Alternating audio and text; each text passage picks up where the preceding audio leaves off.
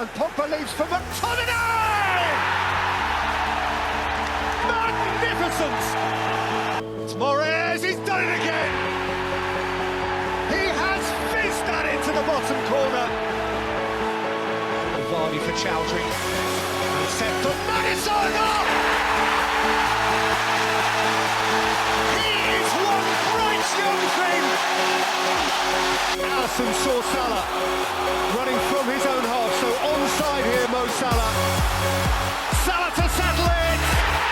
In front of the Kop! There's no feeling like that feeling! And now you've got to believe them. You have got to believe them. Hey guys, welcome back to episode 25 of the 3PL podcast. A big shout out to everyone out there who has stuck with us. This week we'll be covering a very busy week in the Premier League, which is continuing as we speak with yet more midweek fixtures. Again, Peter joins me as we break down and preview another jam-packed looking game week, which starts on Saturday with Burnley versus Arsenal. As of 2 hours ago, Burnley just got a draw with Leicester. A pretty good result from their point of view, in my opinion. Leicester are a bit weakened at the moment, but again, Burnley is showing how strong they are at home, and another point towards their survival push is invaluable, I think, at this point of the season. Coming up against Arsenal, who again got an even better result against Leicester at the weekend, a 3-1 win. They were 1-0 down, came back to win that game, showed some good character. You know, the strength in their mentality, which I think Arteta is starting to instill in the side. And yeah, this is quite a tough game to call as well, actually, because, you know, Arsenal have found it difficult to pick up results consistently, whereas Burnley at home, I think I'd always favour them to get at least a draw. So as well as Arsenal have been playing recently, and as good as that result was against Leicester, I think this is still a really difficult game to call. Yeah, it's going to be difficult because, as you say, Burnley have got a good style of football recently they've been playing, and it's been working on quite a few occasions for them. Although they're sort of down there potentially in the relegation battle, they're sort of just that slight step above it, and they've picked up some good results that have solidified that position, especially, as you say, that draw that they've just picked up against Leicester.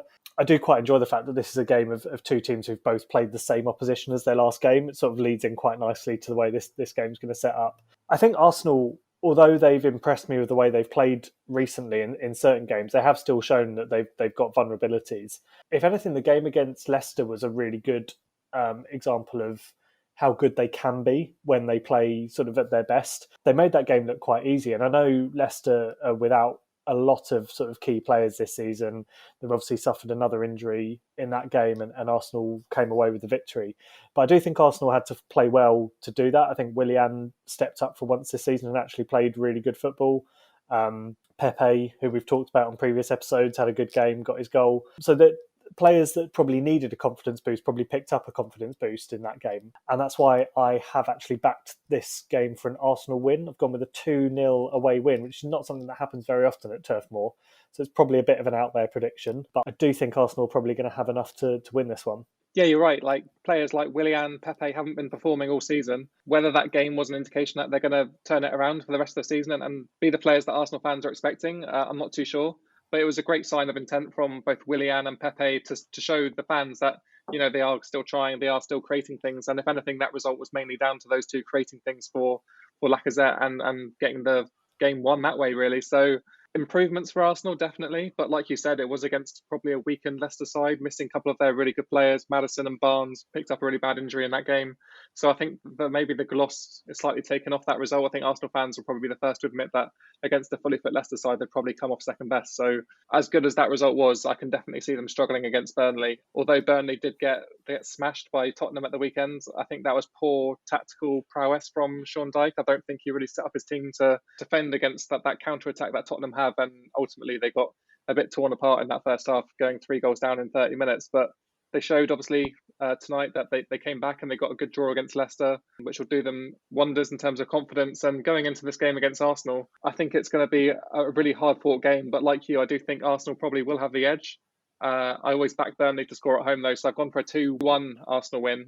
Similar result, but I think Burnley will probably just about get a goal. Whether it will come from Vidra or Rodriguez, I'm not too sure, because they're both championship strikers to me. But maybe if Chris Wood can get back into the team, maybe he'll be the one to get that goal for them. And just sticking with Arsenal for a second, they've actually got some huge fixtures coming up as well in the next couple of games. I think after this game against Burnley, they have Tottenham, West Ham, and then Liverpool.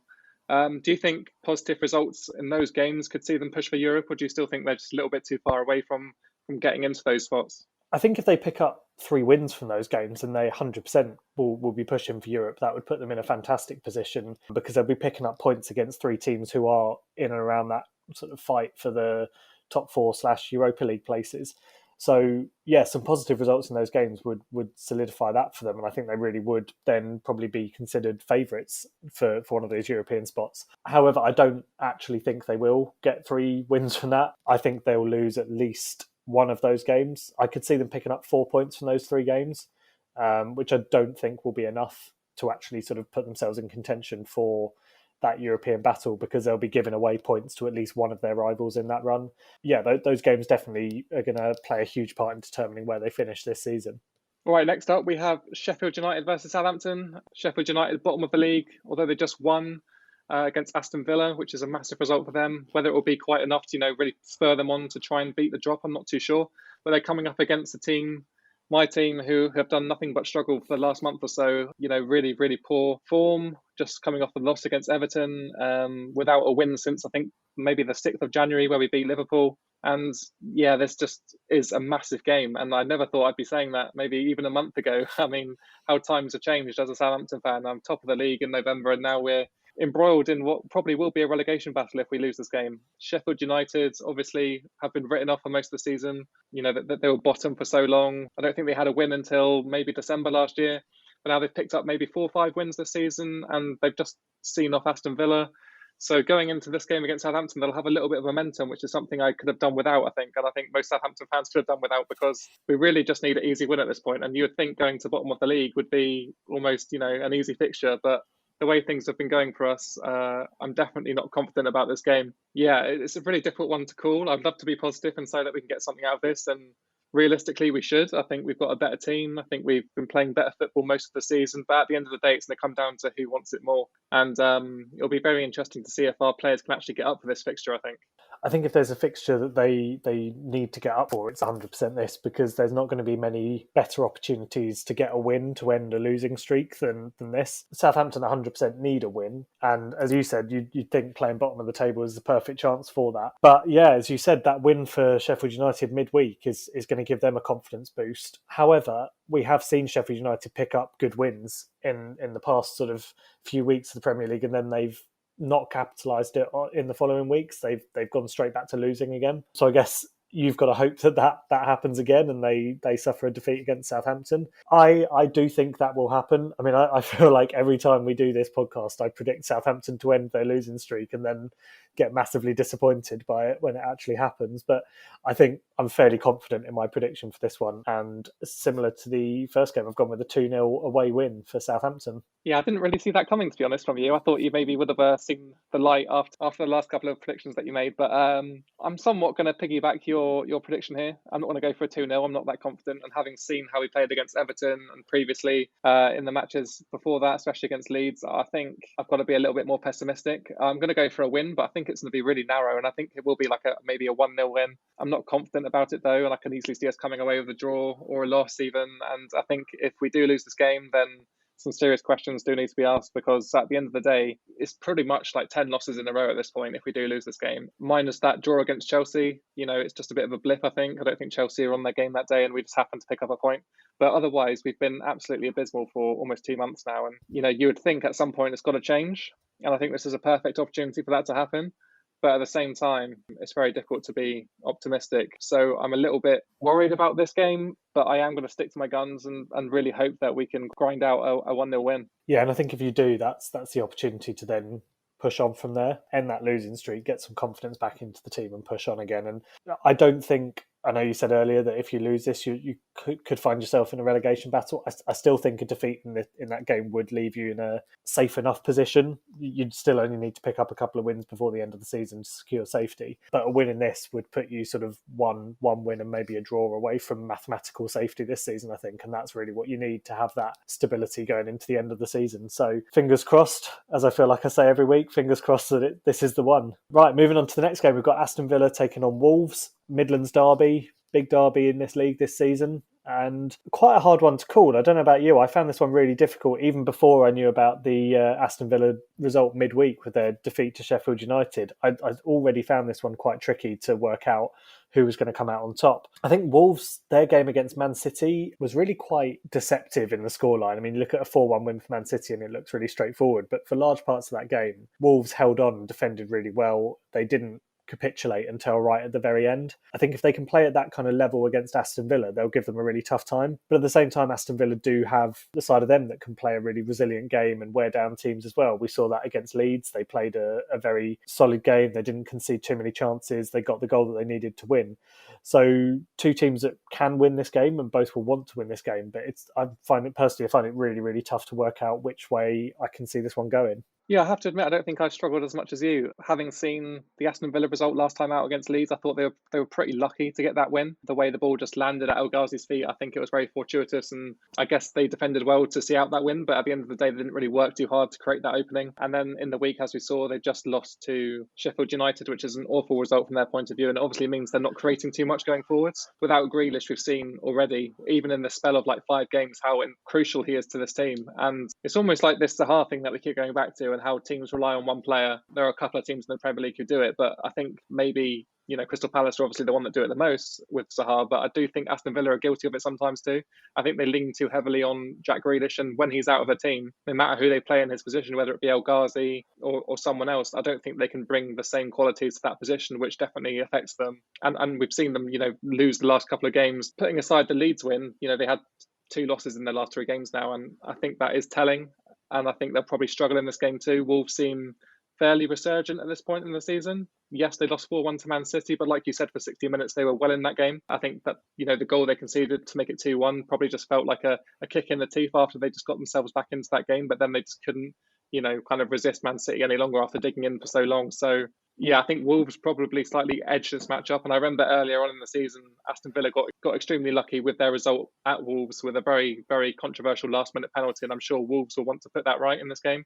So I can see them acting in revenge, and I can see them winning pretty comfortably as well. So I've gone for a 2-0 Wolves win. I just think they're the better team, and I expect that to be the case on the day. Yeah, I've gone with a 1-0 Wolves win myself, because I do think, the same as you, I think Wolves will probably come out on top of this one and be the better team overall.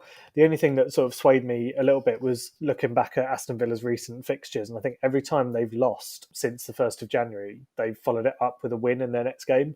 So they seem to have quite a bit of resilience at bouncing back from really bad results. But at the same time, a lot of the time they've come up against teams that probably they would still have been expected to beat anyway. So maybe that's more of just a coincidence and anything that shows a real sort of desire to bounce back from a defeat. So yeah, as I said, I have gone for a Wolves win, but I do think it'll be a narrow one at just a 1-0. Which takes us on nicely to Brighton, who take on Leicester. Leicester definitely the better of these two teams in terms of form and the way they've been playing. Brighton, as we always say, have been very unlucky in some games, but I think there gets a point where you have to look at the team and think you can't blame everything on bad luck, because every team gets bad luck throughout the season. Some teams get more than others, but the really good teams are the ones that can ride that bad luck and still get results. Brighton seem to be sometimes in a position where if something goes against them, they then sort of can't get over that and don't then have the opportunity to do anything other than just focus on that bad luck. This one seems like quite an easy one to predict after the one that I just found so difficult. So I think it's fairly clear that Brighton probably won't come away with a win in this one. But then you've got to look at Leicester as well and see that they'd lost Maddison, now they've lost Harvey Barnes. Where does their creativity come from now? That's going to be the concern. And that puts an awful lot of pressure on a almost semi-fit looking Jamie Vardy, who potentially isn't up to the job of getting the goals single-handedly at the moment. So, it probably is actually more difficult than I started off saying it with, now that I've thought about it. Yeah, I don't know. I might have to hand over to you here and get your thoughts on this one, because I'm losing myself a bit. Yeah, okay, I'll take it from here. Yeah, I think it's a much tighter game than it looks on paper, to be honest. Their league position suggests that, it won't be a close game at all with Leicester in 3rd and Brighton in 16th. But we saw with the Brighton result of the weekend, I think there was a little bit more than bad luck there. I thought they got absolutely done over by the referee in that game, and there were some absolutely shocking decisions. Lee Mason was at fault this time. I guess we'll chat about this in some more depth now because it seems appropriate, but I think the one glaring opportunity or the one glaring mistake that I saw in this game, was the goal that got ruled out because the referee decided to blow his whistle, let the free kick get taken quickly, which did end up in the back of the net, but then for some reason he didn't want to give the goal. He basically blew his whistle again before the ball did hit the back of the net, but at the same time he blew his whistle, a free kick was taken, everything seemed legit. And then because maybe somebody said something in his ear, or because he just felt like it, he decided to overcomplicate the situation. And the end result was that Brighton had their goal ruled out for what seemed like absolutely nothing. Yeah, what did you make of that decision, especially? Because for me, it was absolutely baffling and probably one of the worst decisions we've seen this season in terms of VAR and how it didn't even come to their aid at that point. Yeah, it was absolutely mental. I tried to describe it and explain it to someone at the weekend and just couldn't. It was impossible to actually describe it in a way that made sense without watching it. I think essentially when you see what really happened, I mean, he's blown the whistle to allow the free kick to be taken, but it's very clear that when he blew the whistle, he didn't realise that the goalkeeper was stood on his post still lining up the wall. And therefore, as soon as the free kick's been taken, he suddenly spotted that the keeper's not in position, clearly wasn't ready for it, and he's panicked and thought, I've got to blow the whistle again. He's not thought it through, because to be fair to him, he's not had time to think it through. It's a split-second decision, and he's just blown the whistle quickly because it's like an instinctive reaction. I can understand that to an extent. He's a professional referee, so he shouldn't be doing things like that, but I can understand it to an extent. Where it goes wrong, I think, is that he then disallows the goal because he'd blown the whistle, then he allowed it, and then VAR looked at it, and VAR has to look at it and go, well, the ball crossed the line after the whistle was blown. Therefore, VAR has no option but to say it's not a goal because the referee had blown his whistle. So I don't necessarily think VAR was to blame for this situation. I think the referee's to blame for it. And VAR kind of, in some senses, was irrelevant because as soon as he blew his whistle the second time, he should have known that he had to rule out the goal and let the free kick be retaken. He's made two massive mistakes. One was acting impulsively, and the second was overturning his original decision without VAR input to allow the goal, which meant he then had to be reversed by VAR, which made him look like even more of an idiot. So I don't know. And I do find it quite interesting that he's now been ruled out of officiating for the midweek fixtures due to an injury that no one seems to know anything about, but he's picked up an injury somehow, which means he can't officiate this weekend. Very convenient. Yeah, it must be a brain injury. I mean, something went massively wrong there in terms of his thought process and how he should react in that situation, because like Lewis Dunk said when he came out after the game, he should have been the one answering the questions. He should have been the one in that interview being asked, why did you give the goal? Why did you act like you did? Because I think that would be more telling than anyone else talking about it. Yes, the pundits can say whatever they want, whether it was the right decision, whether it was the wrong decision, but he's the only one that can say what was going through his head at that time. And I think that would have been invaluable insight. But apparently referees aren't allowed to be mic'd up. We're not allowed to hear what they say, which, if anything, makes everything more contentious every time something happens because we don't know their thought process. We don't know what they're thinking. And it just confuses things even more. So I thought Brighton got absolutely screwed over in this game. Despite having two penalties and missing them both, I thought, that they definitely should have won this game with the chances they had, but they were kind of prevented from getting back into the game by this VAR call. And then maybe that played a part in the missed penalties late on. But yeah, I thought Brighton were extremely unlucky, and it's kind of nice to see, in a kind of a twisted way, another team struggle with VAR like Southampton have previously, because we've been so unlucky recently that I thought it was about time that someone else got hit by it. But I think the way it did happen was kind of harsh, and I think any team would kind of hate that to happen to them. So I do feel a little bit for them. But yeah, another team in this matchup, Leicester, have equally had a lot of bad luck recently. Their injuries have just been horrendous. We saw James Maddison go out with a hip injury. I'm not sure how long he's going to be out for. And then Harvey Barnes as well looks like he's picked up a really bad ankle injury, which could keep him out possibly till the end of the season.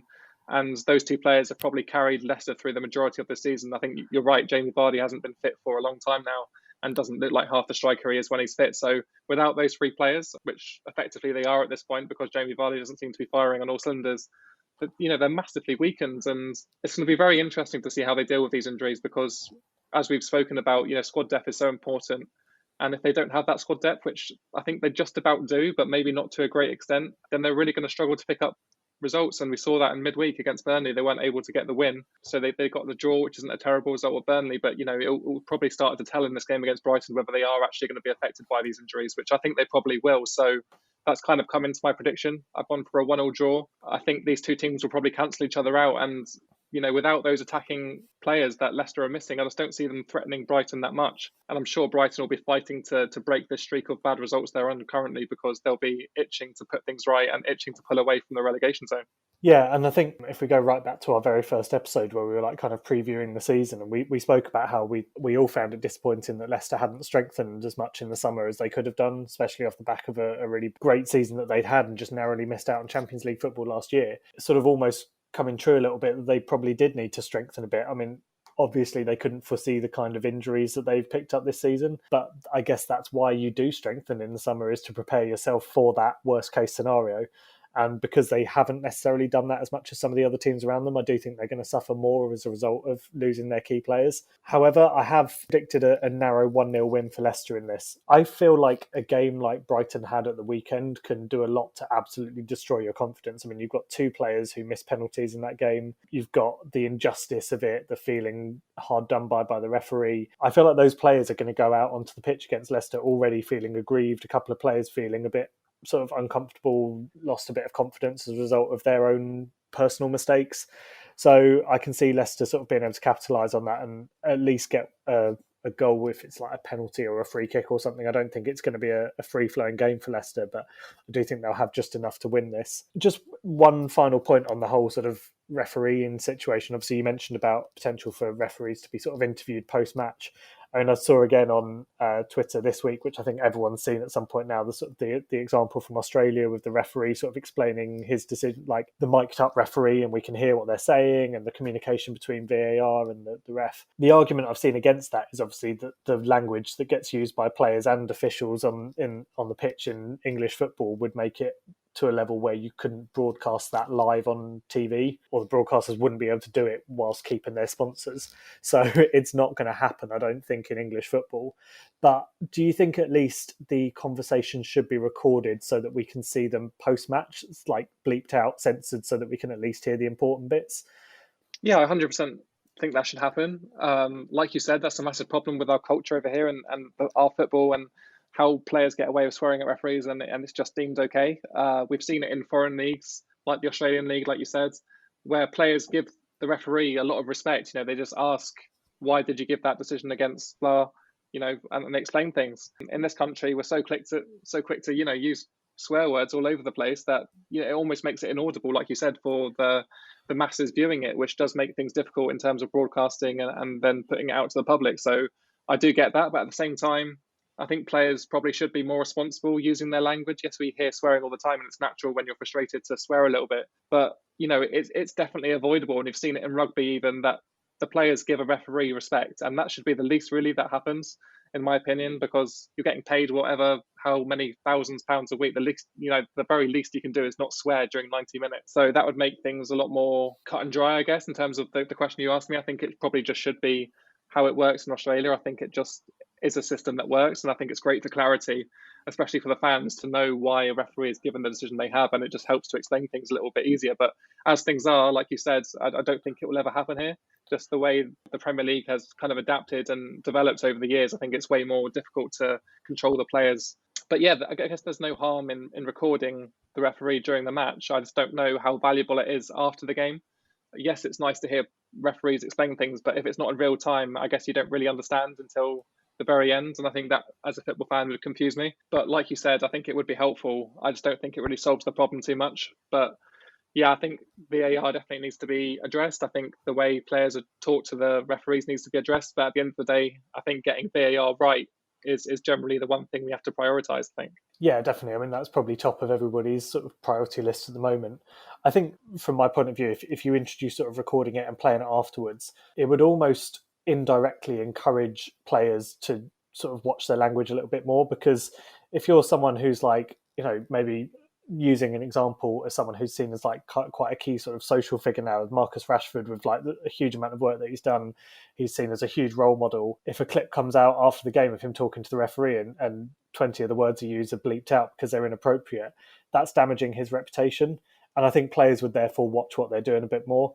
And some people say, oh, well, you can't expect players to keep their cool in that kind of situation. It's a passionate sport. They're playing at the top of their game. They're going to get excited and they're going to say things they don't mean. if that was the case, then we wouldn't see the kind of respect for referees that we do in rugby. Rugby is no less of a passionate game than football is. In some ways, you could argue that it's more so in sort of the way that the players actually attack the match. So I think if rugby players can do it, then footballers should be able to do it too. And I think maybe starting to record it and show the clips afterwards, censored, would maybe be like the first step into sort of encouraging players to show a bit more respect towards the referee. If anything, it might improve sort of public perception of some of the referees as well, which would go a long way to stopping some of the abuse that they receive from the stands. And personally, I think it would be a massive improvement for the sport. But unfortunately, as you said, the way the Premier League works and the way the FA work, I just don't see any changes like that happening, because it just seems like far too much of a sensible decision for them to make at the moment. Yeah, I think football's just become a bit too commercial as a product at the moment, especially the Premier League. Obviously, it's the biggest league in the world. Everyone's got eyes on it. Everyone takes an active interest in watching the games. And to me, that's more important to the FA and the Premier League than actually sorting out, the fundamentals that are wrong with it. You obviously care too much about how much money it's all going to make, rather than make sure the product itself is actually valuable and entertaining, I guess. And at the moment, whilst it's entertaining for all the wrong reasons. We're seeing these topics of conversation come up every week, and it's becoming a deterrent from the actual football itself, which is something I've definitely felt as a football fan watching from home. I've definitely felt myself watching and taking less of an interest in games because of how VAR plays such a prominent role in every match. But, you can say all these things on a podcast, but ultimately nothing's really going to get changed unless there's like a mass revolt against the product at the moment, which there won't be because people are too content with the way things are. So ultimately there's not a lot that can be done right now, but everyone knows what needs to be done. It's just one of those things where you kind of have to be content with how things are and hope it's going to change for the best in the future. Yeah, definitely. It's sort of a bit of a bleak outlook for the way football's going at the moment. But, at the end of the day, it's still a game that we love to watch. I do think a big part of why we've been sort of become a little bit more detached from it has been sort of not being able to go to games for a while. I think once we are able to get back to games, it will help, but there's definitely some things that need to change before everyone will be happy with the way things are in especially in Premier League football at the moment. Okay, right, moving on to the next game, we've got West Brom taking on Newcastle. Battle right down at the bottom. Newcastle in real danger of getting dragged into the relegation zone. They've picked up some really poor results recently. West Brom obviously got that lucky win against Brighton that we saw, but still pretty terrible football from them in my eyes. So this is about as big of a relegation clash as you can get at the moment, isn't it? Yeah, it's a 6-pointer, isn't it? At this point in the season, whoever wins this game is going to give themselves a massive boost for the rest of it. We saw West Brom picking up a very fortuitous win against Brighton, which put them, a lot closer to survival than they were before. And they're coming up against a Newcastle team who are picking up injuries to key players. In their last game, Alan St-Maximin picked up an injury, which I think is going to keep him out for a month now. That's one less player they have in their attack. And at the end of the day, it kind of means they're going to be playing Joel Linton and Dwight Gale up front, which isn't really an attack that any Premier League team is going to be that scared of. So it does put them in a hole. And, it's very difficult. It's been looking bleak for Newcastle for weeks and weeks and weeks now. But with these injuries, the luck they've had, their fixtures, I just don't see things going all that well the next couple of weeks. This is a huge game for both teams. Very difficult to call in that sense because it's so big. You would think Sam Allardyce will have a really good feeling for this game, having managed Newcastle and now being a West Brom manager and maybe wanting to get one over his former employers. I think could be a big incentive for him. But yeah, I do see this being a very tight game and a very nervy one. And we've seen in the past with West Brom in these big games, they tend to let their temperatures flare a little bit. You've seen them prone to red cards, bookings. And I think it could be a very dirty game that way. I think it could be very tactical, playing for set pieces, playing for those easy wins that both teams rely on so much. But ultimately, I think it all boils down to being a pretty boring game to watch. And I can see both teams cancelling each other out and possibly ending in another 0-0. Yeah, sadly, that's exactly what I've gone for as a 0-0. Neither team has shown me enough to make me think they deserve a victory from this game in terms of their recent form. And I think both teams are going to be so desperate not to give up points to their rivals that it's going to be tough to see anything other than a 0-0 in this one. If one team can seize the initiative, it will be absolutely huge in their battle for survival. But realistically, yeah, it's going to be a pretty boring draw, I think, sadly. It is unfortunate. And actually, this game and the next game for West Brom are absolutely huge. They play Newcastle and then they go on to play Crystal Palace in the week. You would think 6 points in those two games would give them a great platform to try and build on. But whether they can actually do that is another thing entirely. So it'll be very interesting to see if West Brom can pick up a win in either of those games. And you'd think if they can't, then, it's pretty much sealed for them. Okay, moving on then, we have Liverpool versus Fulham. Liverpool back at Anfield. Although they've slipped down to 6th in the league, you'd still fancy them in this matchup. Fulham, they've been picking up points recently, and actually their forms looked pretty pretty decent, not losing too many games anymore, and they're probably one of the most improved teams in the Premier League at this point since the start of the season. I think they've come on leaps and bounds, but they're coming up against Liverpool side who just managed to end their 4-game losing slump, defeating Sheffield United. And you'd think off the back of that, they'll probably be able to rectify their form at Anfield. I say you'd think that because they have lost their last 4 games there. And now they're coming up against Fulham, who'll probably fancy the win themselves. But yeah, I think this is a very tough game for Fulham, and they'll probably go there with a game plan to keep things tight. They've obviously got a much better defence now than they did at the start of the season. But ultimately, they're coming up against Liverpool side who'll be itching to put things right at Anfield and itching to get that win out of the way to try and start that streak again, because at the moment they do look a very fragile team when it comes to playing at Anfield. I think this is probably going to be quite an edgy game, especially initially for Liverpool. I think they'll probably struggle to get out of the blocks and maybe start up slowly, just trying to get things going at home again. But yeah, maybe Fulham are up for the upset. I'm not sure. It'll be a huge result again for them if they could, but I do think Liverpool probably will start to right the ship a little bit in this one. Yeah, I think it's a massive game for Fulham, and it's a massive game for Liverpool as well. Obviously, Fulham got a 1-1 draw from the reverse fixture back in December, I think it was, when they played this game. And they'll be hoping they can manage the same again. That when they got that draw, it was around the time of sort of Liverpool beginning to start their sort of slump in form, and when they started to really struggle to win games. Although Liverpool actually followed that up with some pretty impressive wins, including that ridiculous 7-0 against Crystal Palace that they achieved. Yeah, I think we already sort of had seen the signs of Liverpool's slump at that stage, and this will probably be a slightly unpleasant reminder of where things started to go wrong for them. So they'll definitely need to put that to the back of their minds and come into this game with confidence, because Fulham will definitely be up for it. Fulham have almost got nothing to lose now. They need to win games. Draws aren't really good enough for them anymore because they've had too many of those, so they need to win. And they'll be going out there to try and win this, which you'd never think you'd say in a game of Fulham visiting Anfield when you looked at it at the start of the season. But that's where we are now. So I think Fulham will attack it. I think Liverpool will attack it too. But I think overall, Liverpool are probably going to have enough to win this game. Sadly for Fulham, I think it's going to be difficult for them to come away with anything from this game, really. And I've gone for a 3-0 win for Liverpool. Yeah, it's definitely going to be tough for them. The one thing that I did notice, though, is that Liverpool have won 2 of their last 6, whereas Fulham have done similar, but they picked up some draws. And I think momentum going into this game does play a little bit into Fulham's hands. I think they'll know that. They'll know the pressure on Liverpool, to get a win at Anfield after this recent struggle they've had there. And I think maybe they'll, really try to frustrate Liverpool and look to get a goal and then maybe sit back on it and see if Liverpool actually have it in them to get the win. Saying that, I do think Liverpool will come out with a win. I've gone for a 3-1 win. But I guess it's credit to Fulham that we're not completely writing them out of this matchup, because they've come so far, and I don't think a loss will damage them really for the rest of the season.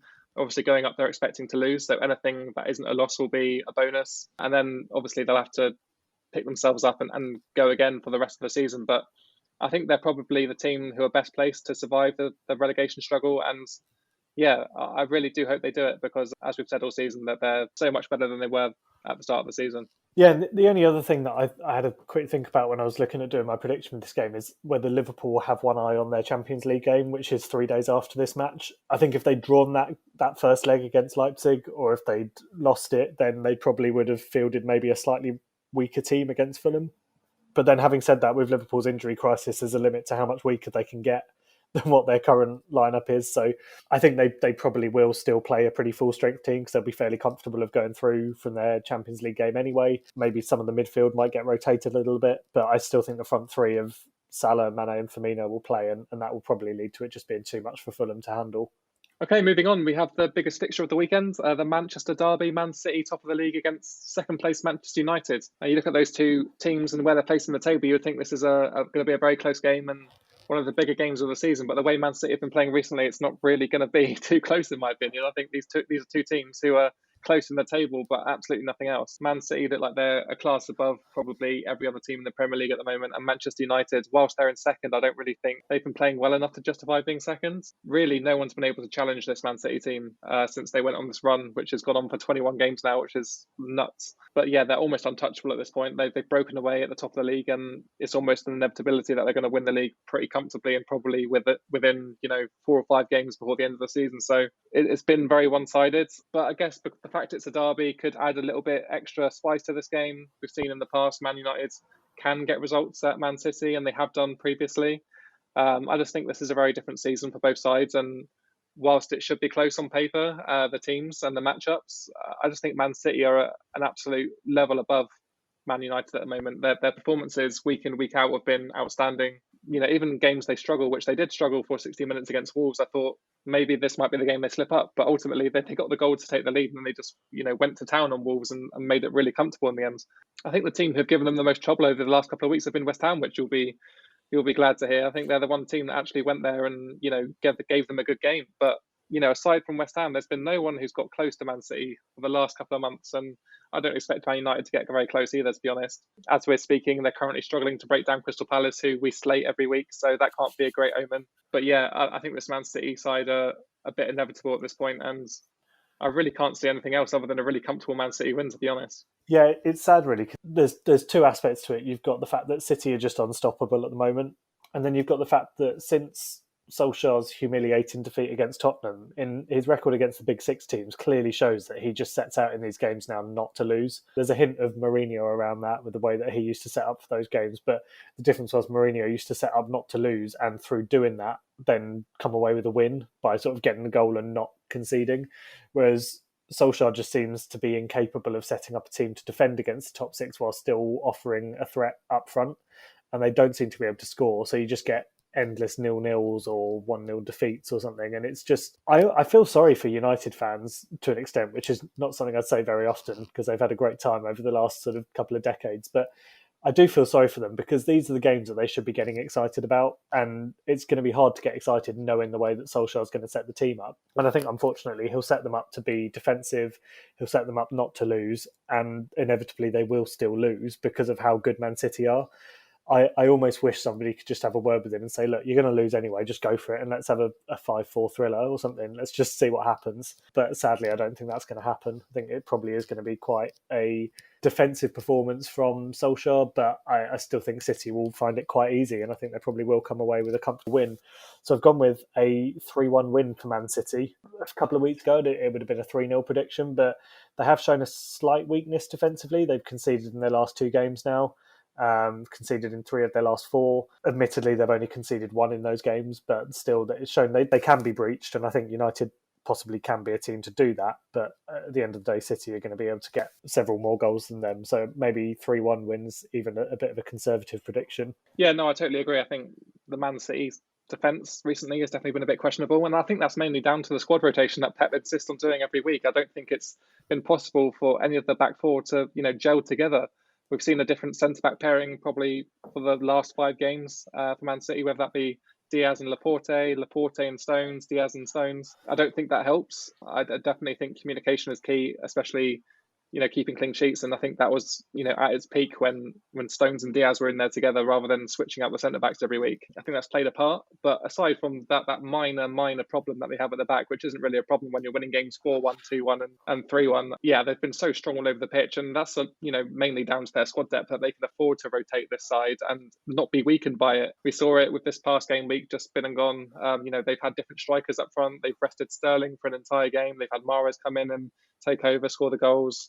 Aguero obviously started against West Ham, but then gets dropped for Jesus, who scores 2 goals against Wolves. And it's, almost unfair, really, because they can field a second-string team and probably be equally as strong as they would be fielding a strong first team. So, yeah, and in this matchup, it's, it's pretty cut and dry, in my opinion. I've gone for a 2-1. I do think it will be a lot closer than maybe it should be, only because it's a derby. I don't think there's too much else involved. Maybe just United might be a little bit more up for it than other games, but ultimately I see Man City making it 22 in a row, which is pretty insane. It is absolutely insane. That's just the kind of run that you just don't see as being possible. There's always a game that you struggle in, but the games that City struggle in, they still come away with the win, which is incredible. I mean, you're absolutely right with what you said. I thought the game against West Ham, I thought we were good enough for a draw in that game. We really challenged them. I saw a lot of City fans afterwards saying it was the toughest game they'd seen their team play for a long time. But at the end of the day, it amounted to nothing because City still came away with the win, and that's why they're so good at the moment. You mentioned as well, obviously, their squad depth. I mean, you need that kind of squad depth to be able to consistently perform at this level, keep getting the wins. And one of the reasons they need it so much is obviously they're still competing in all 4 competitions. There has been a lot of talk about can they do the quadruple? There was talk of it a few years ago when they looked like they could do it as well, and obviously they just missed out. Well, not just missed out in the end, they suffered a fairly sort of heavy defeat in the Champions League, which meant they didn't get that. But I mean, realistically, you've got to say they could do it this year. With the way they've been playing, I don't see any team in Europe beating them. And that leads me on to my question for you, which really is, if they do win the quadruple this season, that surely puts them down in history as one of the best teams ever, and almost surpasses the legacy that Man United and Liverpool have of being the most successful clubs in English football, because their legacy is almost sort of a historical legacy now. In recent years, aside from Liverpool's title win last season, in recent years, United and Liverpool combined have not won the league anywhere near as often as Man City. So if City went on and won all four competitions, I mean, surely you've got to then be considering them as being up there and considered in that discussion that you have about who is the biggest team in the country. Yeah, they would 100% be in the discussion, in my opinion. If they do the quadruple this season, it obviously puts them right in the conversation. I guess the one thing that they haven't had, unlike that United team, under Sir Alex Ferguson, is the longevity. Winning titles and trophies year in, year out is something that they, were renowned for. They just seem to win a trophy every season. And whilst Pep has been dominant at Man City for so long, they haven't exactly, been winning, I guess, the trophies that mean a lot. Yes, they've won the League Cup probably for the last couple of seasons. That's all I can remember is them winning. But, the FA Cup, the Champions League and the league are the things you get judged on ultimately. And whilst Pep's won the Premier League twice, I would probably have expected, the amount of money that's put into this team to be a little bit more successful. But like you said, if they do win the quadruple this season, which probably is looking quite likely at this point, I think there are probably maybe one or two teams in the Champions League who could stop them, Bayern being one. I really do think they are probably up there with the best teams the Premier League has ever seen. I think the Premier League title's theirs already.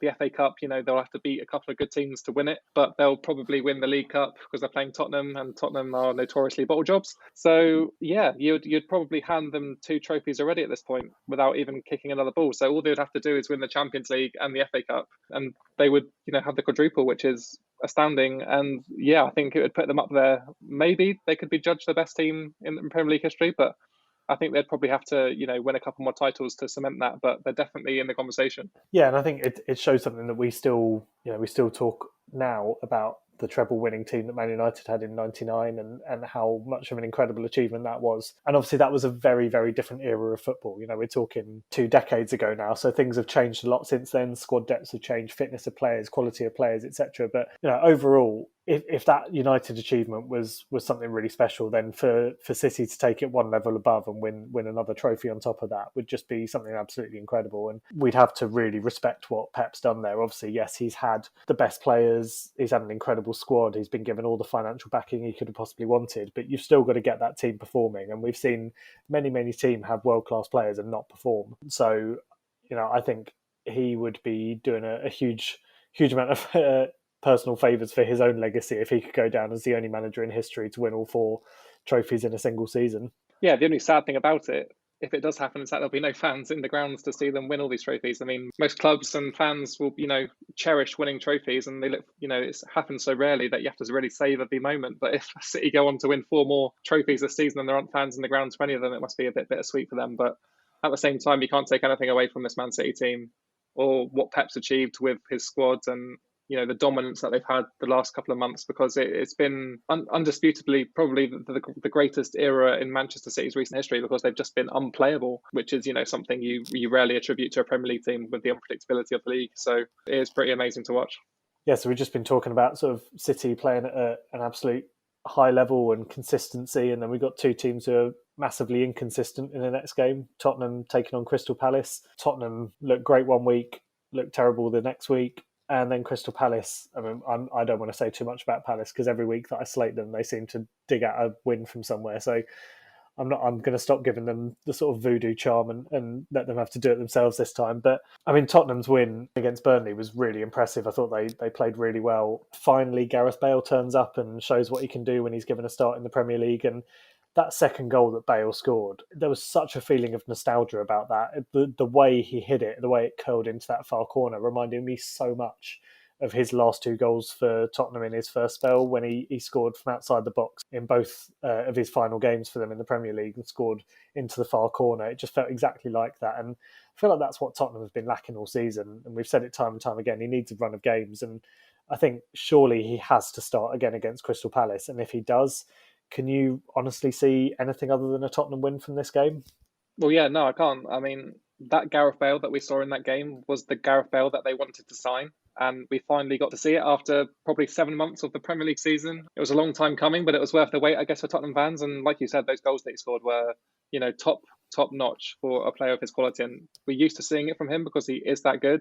It's just been a while since we've seen it because, he obviously hasn't been match fit or hasn't been up to Jose Mourinho standards. But as we saw, if he plays like that, he is pretty unplayable because he gets into positions where you almost know what he's going to do, but it's almost impossible to deal with because he's so good at doing that, cutting in and then just curling it with his left foot. Yeah, it was those two goals that he scored were pretty much unstoppable, and it really set Tottenham up in this game to win fairly comfortably. They were 3-0 up after 30 minutes, and it was the perfect game for Gareth Bale to be reintroduced almost because we saw just his level and how he can be utilised for Tottenham for the rest of the season because I think Jose Mourinho has even come out and said that he's going to be starting against Crystal Palace. So it'll be great to see whether he can replicate that performance on a regular basis, so quick, one after the other.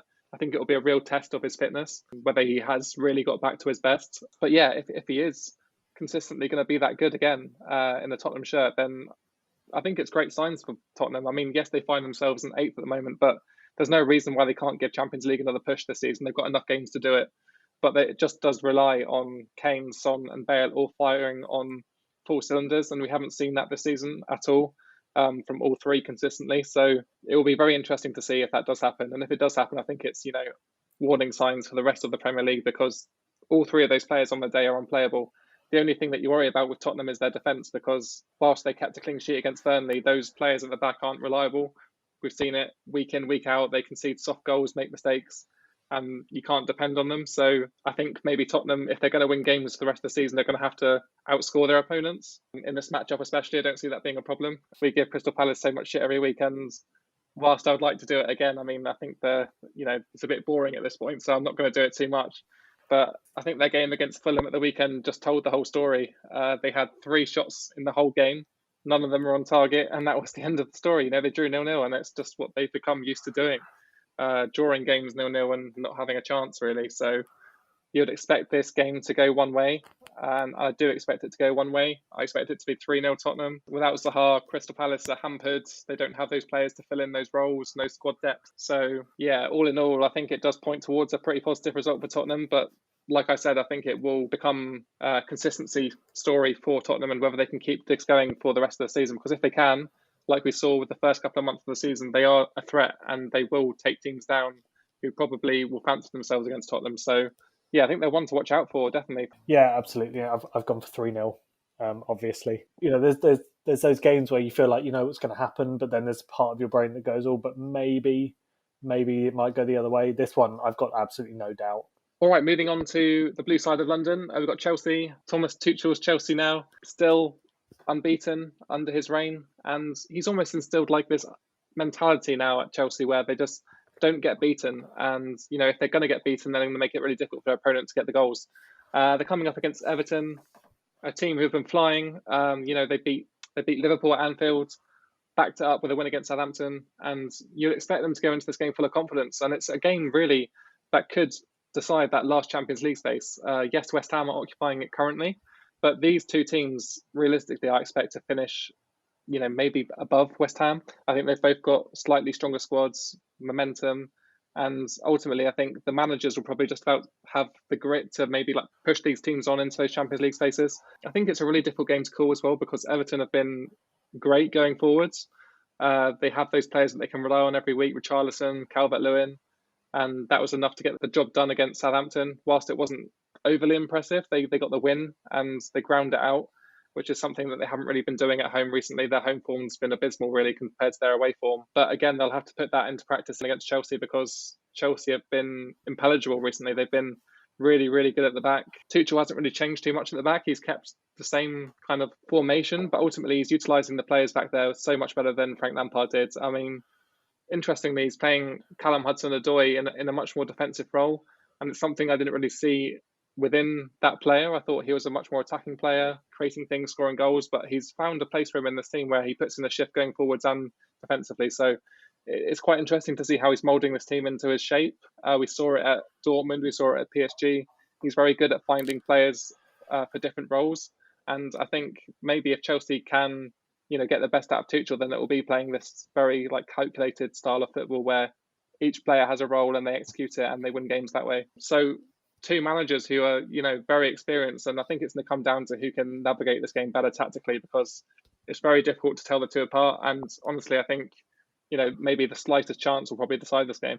Yeah, really interesting what you said about Hudson-Odoi there. He's seen a work rate in him in training, or whether he's watched previous matches, and he's seen that and worked out that he's a player that he can make use of in a completely different way to how he's been used before.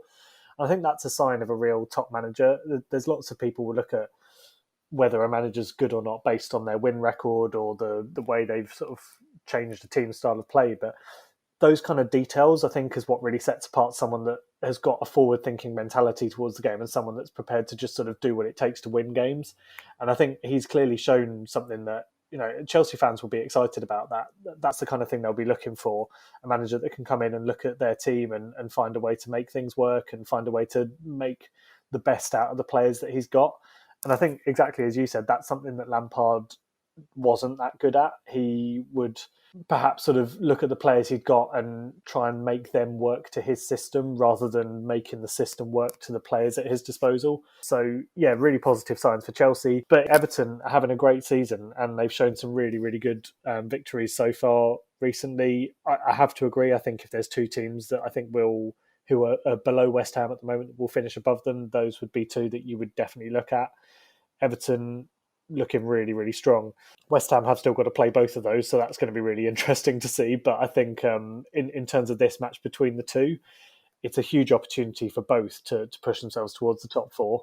I actually think it will be a really, really tough game because I think they've both got some really key attributes to them. They've both looked solid defensively in recent weeks, so it's going to be a real cagey battle, I think. But there's two teams that have both got players up front that can actually score plenty of goals as well and break down opposition. So it's going to be really difficult. I've gone with a 1-1 draw because I can see both teams scoring, but I can also see both teams defending really well. I don't think it's going to be a free-flowing game, and I think both teams will make it really hard for the other to get many chances.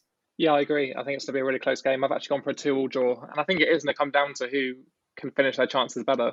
Both teams have strikers that can score goals, but I think the more prolific of the two teams in terms of scoring goals in their front two probably would be Everton. I think you'd probably take Richarlison and Calvert-Lewin over Giroud and Werner or Abraham or whoever fills that forward spot for Chelsea. So whether that will play a part in this game, I'm not too sure. But I think the two more informed strikers are definitely in that Everton team. So I do think they'll probably be able to get through this Chelsea defence. But I think maybe this mentality that Tuchel's instilled in Chelsea already will just about see them get a point in this game. Otherwise, I think I probably would have backed an Everton win, but I just think this unbeaten run under Tuchel might go on for a little bit longer. Okay, moving on to our final game of the game week, which is actually on Monday night, West Ham versus Leeds.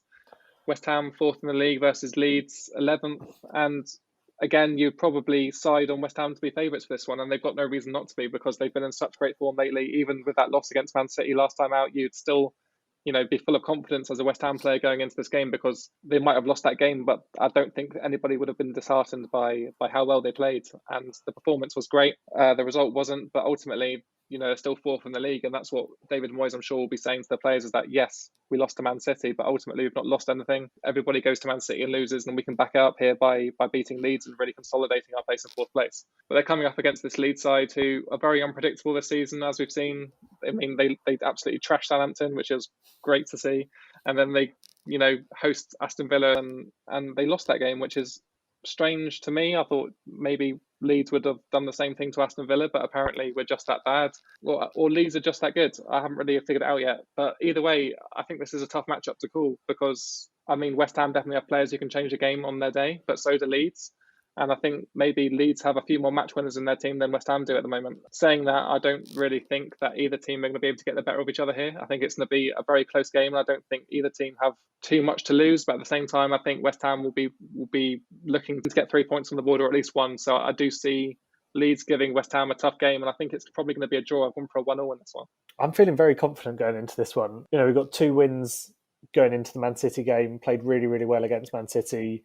got no new injuries. Antonio's looking back at full fitness. Fabianski obviously missed the game against Man City. I don't think that played a huge role in our defeat because I don't think Fabianski would have done any better with the 2 goals that City did score than Randolph did. But I do think Fabianski will be back for Leeds. I don't know, looking at this fixture, it reminded me of the previous fixture between the 2 teams, which was on a Friday night. And we actually had a chat directly after that game. And I remember saying to you, it was like the best I'd seen West Ham play for a long time. We were joking about how cool it would be to be in like European football next year. And I never thought that when we came round to the reverse fixture, we'd be actually sitting in 4th place in the league. I did not think that was even going to be a possibility. So, it's a great position to be in. And I feel like when you're in that position, it's hard to predict your team to do anything other than win against the teams that are in the bottom half of the table.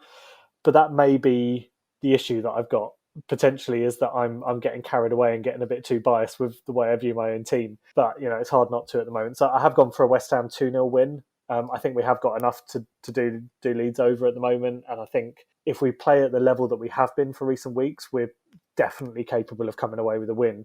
Having said that, if Leeds play at the level they've played against certain teams this season, then they are definitely capable of beating us as well. So it's going to be a really, really interesting game. I'm definitely not going into it assuming that we're 100% going to get 3 points, because that would be very naive. But I'd like to say I'm going into it with enough confidence that we can come away with it, that I will be disappointed if we do lose it.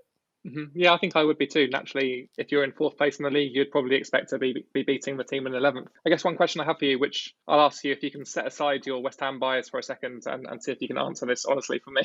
Your next couple of games are against Manchester United and Arsenal. So these 3 games, Leeds, Manchester United and Arsenal, do you think realistically, if you can get points out of those games, say maybe 2 wins, setting aside your bias, do you genuinely think that West Ham can get Champions League football? Do you think they can get Europa League football? Where, realistically, do you see your side finishing this season? It's a really, really good question, because obviously I've just been saying about how confident I am being in 4th position at the moment. But these 3 games, Leeds, Man United and Arsenal, are going to be absolutely massive in terms of deciding where we finish. And we said it earlier in the episode as well, the next few games are going to be huge for quite a few teams. Let's say we pick up 6 points from those 3, then I absolutely think we can finish, if not in the top 4, I would like to think that we could finish 5th. Because realistically, after that, in terms of teams that should give us a difficult game, we've got Chelsea, Everton and Leicester still to play. But we've also got games against quite a few teams in the bottom half still to play. Once we've got through those games, a lot of the worst ones are gone. And then we can really focus on picking up the points from the games that we should be winning. Every time that I get excited about West Ham this season, I have to really sort of caveat my excitement by looking at our squad and thinking that a couple of key injuries or even a suspension would absolutely cripple us. Players throughout the team are absolutely invaluable to us. It's hard to look at our starting lineup at the moment and see any player in there that we can afford to miss for more than one game. That's going to play a huge role. If someone like Antonio gets injured again, if someone like Rice gets injured again, someone like Creswell gets injured, we're in real trouble. So as much as I think we can genuinely finish in the top 5 or the top 4, if I'm being really, really optimistic, I think we will need a huge amount of luck along with a huge amount of good form to get to that position. So if you're asking me for a completely unbiased, realistic opinion on it, I'd say we're probably more likely to finish around 7th or 8th in the table. But if we get things going our way and we carry on playing at the level that we have shown we can do, then there's no reason for us not to be able to finish in the European places. Yeah, I totally agree. And I think a lot will come down to that squad depth, like you said, because whilst you've been playing well, it won't take much, maybe an injury to 2 players to completely unravel your season. And unfortunately, that's the way it goes sometimes, especially when you don't invest in the team in January, which you didn't. It really can come down to the fine margins. And you do look at the teams below you, the Liverpools, the Chelseas, the Evertons, the Tottenhams. On a good day or in a normal season, you'd expect all of those teams to probably finish the season stronger than West Ham. So I was just wondering, I guess, if you really do think you can see it through. But it sounds to me like, you put the foundations there to finish in a European spot at least. So fingers crossed you can maintain it and your team do stay injury free, because I think it would be great for a team like West Ham, to consolidate what's been an absolutely amazing season for you and be rewarded by European football, which I guess has been a long time coming for West Ham fans. So I guess I echo your thoughts, and I really hope you can do it, because I think, as a Southampton fan, it would have been nice to finish in those positions, and I'm sure you would have been happy for us. But yeah, likewise, I'm very jealous of how well your season's gone and you've managed to sustain such a good patch of form, which is, refreshing to see from a team who I guess have been pretty shit in recent years. Yeah, definitely. And if we do get into the European places at the end of the season, then you can guarantee I'll be inviting you along on a European away day if that's a possibility. Get somewhere like Prague or something. We'll have a great time, regardless of who you actually support. You can pretend to be a West Ham fan for at least 90 minutes for the sake of that. Oh, if it means a trip to Europe, I'll be a fan of any team in the Premier League. As long as Portsmouth aren't in the Premier League. Yeah, that's the caveat. That's the only caveat. Any other team, and I'll be right there. All right, and that brings then to this episode of the 3PL podcast. A big thank you again to everybody out there who continues to listen each week, listen to us ramble on about football in the Premier League. We'll be back next week previewing all the upcoming games in the Premier League as the season draws to a close. In the meantime, make sure you're following us on social media. That's at 3PL Podcast on Twitter, Instagram, and Facebook. And make sure you're subscribed on YouTube to make sure you never miss an episode. We'll catch you all again next week.